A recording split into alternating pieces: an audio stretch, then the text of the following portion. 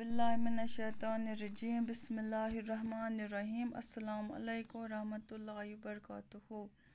This is your English teacher Sadia Kuyum. Dear students, as you know, currently we are discussing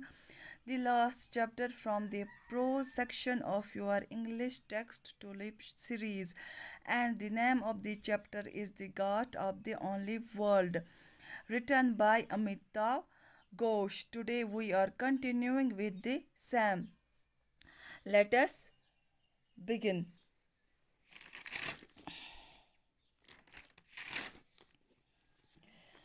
The author and Shahid had a great deal in common. To quote a few, the writer had some common tastes with Shahid. Both of them were fond of Rogan Josh, Begum Akhtar, Kishore Kumar, and old Bombay films. Both of them had a common indifference to cricket. Shahid was especially fond of Begum Akhtar's music. He had met Begum Akhtar through a friend when he was a teenager, and she had influenced him deeply. He had a fund of stories about Begum Akhtar's wit and humor. Shahid himself was always witty and full of humor. تہٕ راتھ تہِ کوٚر اَسہِ تھوڑا بہت اَتھ بارَس منٛز ڈِسکَس تہٕ یُس زَن یہِ آتھَر یِم تٕہٕنٛز یہِ لیسَن چھِ لیچھمٕژ بیٚیہِ شاید یِمَن اوس واریاہ کینٛہہ ہِہی کامَن تھِنٛگٕس ٲسۍ یِمَن اَندَر یِتھ پٲٹھۍ زَن عادات ٲسۍ یِمَن واریاہ ہِہی عادت ٲسِکھ واریاہ ہِہی یِمو عادتو منٛز اوس یِمَن اَکھ عادت یہِ تہٕ یِم ٲسۍ گرٛیٹ لَوَر آف گُڈ فوٗڈ. یِمَن اوس پَسنٛد آسان اَصٕل غذا. اَتھ غذاہَس منٛز کیٛاہ اوس یِمَن پَسنٛد؟ Indian dishes. اِنڈیَن ڈِشو منٛز اوس یِمَن پَسنٛد دُشوانی روغن جوش. تہٕ بیٚیہِ کیٛاہ اوس یِمَن یہِ ہسا یہِ اگر یِمَن واریاہ چیٖز ٲسۍ کامَن عادات ٲسِکھ ہِوی مگر یُس زَنہ یہِ کِرکَٹ چھُ اَتھ مُتعلِق اوس نہٕ یِمَن ہِہی وِوٕز کینٛہہ مطلب یِہُنٛد وِو اوس یِہُنٛد اوپیٖنِیَن اوس اِنڈِفرَنٹ. اگر أکِس آسہِ ہے پَسنٛد میچ وٕچھُن یا تہٕ بیٚکِس آسہِ ہے نہٕ کینٛہہ یِہُنٛد اوس یِم اوپیٖنِیَنٕز ٲسۍ اَتھ مُتعلِق یا راے یِم ٲسۍ اِنڈِفرَنٹ. مگر یُس یہِ شاہِد اوس أمِس کیٛاہ اوس أمِس اوس بیگم اختر ہُنٛد دُشوَیَن اوس یِمَن یہِ پَسنٛد. أمۍ سُنٛد میوٗزِک کِشور کُمارَن بیٚیہِ اوس یِمَن پَسنٛد پرٛانہِ فِلمہٕ وٕچھنہِ تہٕ ہِندی فِلمہٕ آسہٕ یِمَن وٕچھنہِ پَسنٛد. تہٕ بیٚیہِ کیٛاہ اوس أمِس شاہِدَن کیٛاہ اوس یہِ اوس لۄکچار أکِس فرٛٮ۪نٛڈ سٕنٛدِ ذٔریعہِ أمِس بیگم اختر سَمکھیومُت ییٚلہِ یہِ ٹیٖن ایجَر اوس پَتہٕ اوس أمۍ سٕنٛدِ سۭتۍ یہِ واریاہ زیادٕ مُتٲثر سَپدیومُت شاہِد. تہٕ أمِس آسہٕ أمۍ سٕنٛز واریاہ زیادٕ سٹوری پَتہ تہٕ بیگم اخترنہِ ہٕنٛز تِم سٹوری یِمَن منٛز زَنہ مزاقیہ سٹوری آسہِ یِم فُل آس وِتھ وِٹ اینٛڈ ہیوٗمَر. تہٕ بیٚیہِ اوس یُس یہِ شاہِد اوس یہِ اوس پانہٕ تہِ واریاہ زیادٕ وِٹی تہٕ بیٚیہِ اوس یہِ واریاہ زیادٕ مزاقیہ اِنسان تہِ. تہٕ Shahid came to America in 1975. His elder brother was already there and they were later joined by their two sisters. Shahid's parents continued to live in Srinagar. It was his custom to spend the summer months with his parents in Srinagar every year. Though the writer had never met Shahid till 1998, they had some friends in common. One of them put the writer in touch with Shahid. Between 1998 and 1999, they had several conversations on the phone and even met with a couple of times, but as yet they did not know much about each other. They were just acquaintances. تہٕ شاہِد ووٚنمو مےٚ تۄہہِ یہِ اوس اَکھ ایٚکٕسپیٹریٹ کٔشیٖرِ ہُنٛد یہِ اوس کٔشیٖرِ ہُنٛد روزن وول مگر سٮ۪ٹٕل اوس یہِ گوٚمُت اٮ۪مریٖکاہَس منٛز أمۍ سُنٛد بوے اوس آلریڈی زیُٹھ بوے اٮ۪مریٖکاہَس منٛز روزان تہٕ تمہِ پَتہٕ گٔے أمۍ سٕنٛز بیٚنہِ تہِ تور روزنہٕ خٲطرٕ تہٕ مگر أمۍ سُنٛد یُس پیرَنٹٕس ٲسۍ مول موج اوس تِم ٲسۍ روزان سرینگرے کیٛازِکہِ کٔشیٖرِ ہُنٛد اوس اوبویسلی آسان سرینگرے روزان یہِ ٲس اَکھ رسم تہٕ یِم گرمی ہٕنٛدۍ منتھٕ ٲسۍ یہِ اوس یِوان فی ؤری پنٛنِس مٲلِس سۭتۍ گرمی ہٕنٛدۍ رٮ۪تھ مٲلِس سۭتۍ گُزارنہِ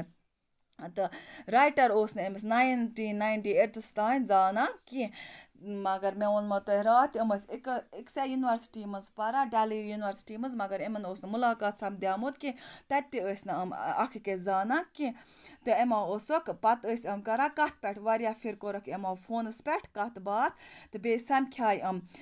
واریاہ پھِرِ کَپٕل آف ٹایمٕز سَمکھاے تہِ مگر وٕنیُک تانۍ تہِ اوس نہٕ یِمَن واریاہ اَکھ أکۍ سٕنٛدِس بارَس منٛز تیوٗتاہ پَتہ کینٛہہ یِم ٲسۍ جَسٹ دے وَر فیملِیَر وِتھ ایٖچ اَدَر ٲسۍ یِمَن یِہوٚے ہاے ہٮ۪لو مُلاقاتہ اوسُکھ سَپدامُت تہٕ یُتُے زیادٕ اوس نہٕ یِمَن پَتہ اَکھ سٕنٛدِس بارَس منٛز کینٛہہ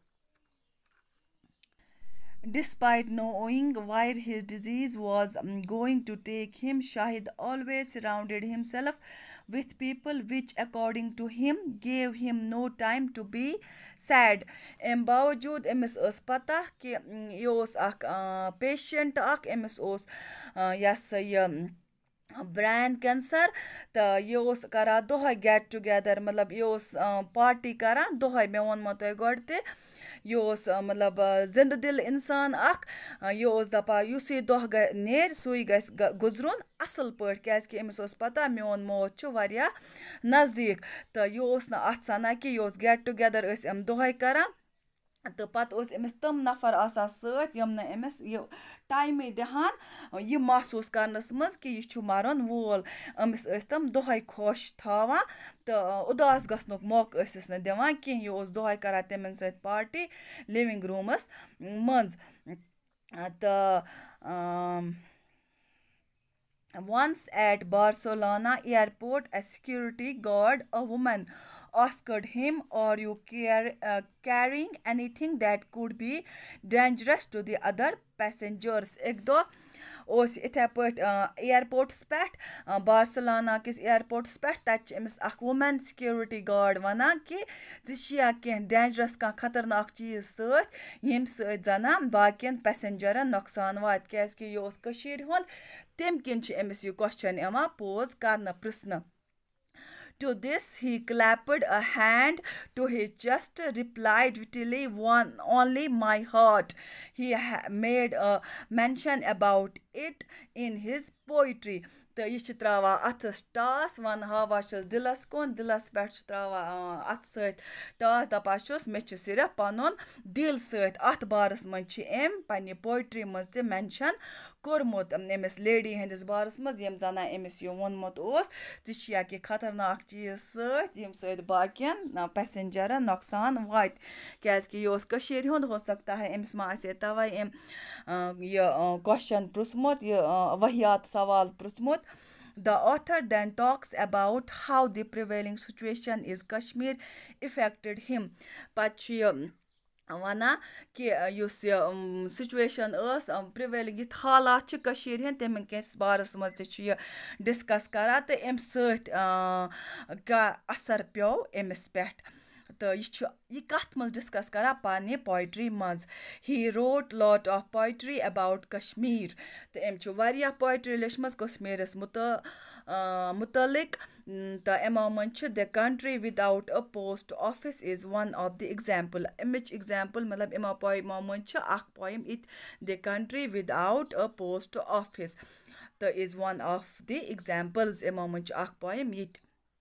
and thought that politics and religion should act separately بیٚیہِ کیٛاہ اوس أمۍ سُنٛد سونٛچ یہِ کیٛاہ اوس یَژھان وَنُن یہِ کیٛاہ اوس سونٛچان کہِ یُس یہِ پُلٹِکٕس چھِ سیاسَت چھِ تہٕ مذہب یہِ گژھِ الگ الگ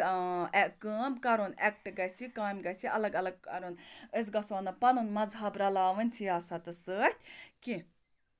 He felt that people must stay united despite religion. He gave the credit of the way of thinking to his upbringings. The author mentions how he wishes to be in Kashmir.